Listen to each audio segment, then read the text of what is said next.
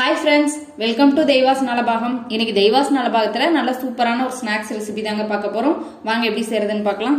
First இந்த recipe பண்றதுக்கு நான் 1 கப் அளவுக்கு வெள்ளை சுண்டலை நல்லா ஓவர்நைட் ஊற வச்சு எடுத்திருக்கேன். மினிமம் ஒரு 5 மணி நேரமாவது நல்லா ஊற வச்சு எடுத்துக்கோங்க. அப்பதான் ரொம்ப நல்லா டேஸ்டா வரும். இப்ப தண்ணி எல்லாம் வடிச்சிட்டு நம்ம இதை ஒரு மிக்ஸி ஜார்ல சேர்த்துக்கலாம். இப்ப காரத்துக்கு ஏற்ப நல்லா ஒரு 2ல இருந்து 3 வரமிளகாய் நான் சேர்த்திருக்கேன். நீங்க உங்க காரத்துக்கு தகுந்த மாதிரி கூட குறைவா சேர்த்துக்கோங்க. இது கூடவே நல்லா இந்த சைஸ்ல ஒரு 2 துண்டு இஞ்சி சேர்த்துக்கோங்க. இது கூடவே ஒரு 7-8 பல் பூண்டு எடுத்திருக்கேன். இதையும் சேர்த்துக்கலாம். இது கூட நல்லா 1 டீஸ்பூன் அளவுக்கு சோம்பு சேர்த்துக்கோங்க. சேர்த்துட்டு இப்ப இதுல தண்ணி எதுவும் சேர்க்க வேணாம். அதே போல உப்பும் இப்ப சேர்க்க வேண்டாம். நம்ம அரைச்சதுக்கு அப்புறம் சேர்த்துக்கலாம். இப்ப ரொம்ப நைஸா அரைக்காம நல்லா கொரகொரப்பா இது போல நல்லா அரைச்சு எடுத்துக்கலாம். இந்த அளவுக்கு நல்லா அரைச்சு எடுத்துக்கோங்க. தண்ணி எதுவும் நம்ம விட தேவையில்லை. நல்லா ஊற வச்சிட்டோம்னா அந்த ஈரமே போதும் நமக்கு இது போல நல்லா அரைச்சு எடுக்கிறதுக்கு. இப்ப இந்த மாவு ஒரு பவுலுக்கு டிரான்ஸ்ஃபர் பண்ணிட்டு இதுக்கு தேவையான அளவுக்கு உப்பு சேர்த்துக்கலாம். இது கூடவே நல்லா மேல கிரன்ச்சியா வர்றதுக்காக நல்லா 1 ஸ்பூன் அளவுக்கு அரிசி மாவு சேர்த்துக்கோங்க.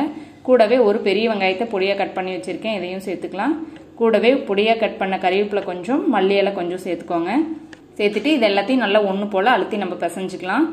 இப்போ தண்ணி சேர்த்ததுக்கு அப்புறம் லைட்டா தண்ணி விட்டு வரும். இந்த ஈரமே போதும், நமக்கு சரியா இருக்கும். நம்ம ஃபர்ஸ்டே உப்பு சேர்த்து அரைச்சோம்னா ரொம்ப சலசலன்னு ஆயிரும். பாருங்க இப்போ அழகா சூப்பரா நம்மளுக்கு உடனே பிடிக்க வருது. இது கரெக்டா இருக்கு. இது போல எல்லாத்தையும் நம்ம உருட்டிட்டு எப்போ போல கையில வச்சு நம்ம வடை போல அழுத்தி எடுத்துக்கலாம்.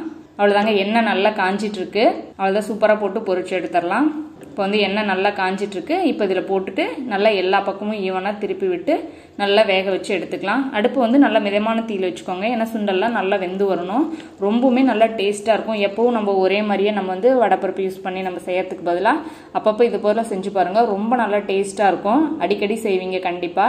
நீங்களும் இந்த ரெசிபி கண்டிப்பா வீட்டில் ட்ரை பண்ணி பாருங்க. எப்படி வந்துச்சுன்னு சொல்லுங்க. உங்களுக்கு இந்த ரெசிபி பிடிச்சிருந்துச்சுன்னா லைக் பண்ணுங்க, ஷேர் பண்ணுங்க. நம்ம தெய்வாஸ் நலபாகம் சேனலுக்கு சப்ஸ்கிரைப் பண்ணிக்கோங்க.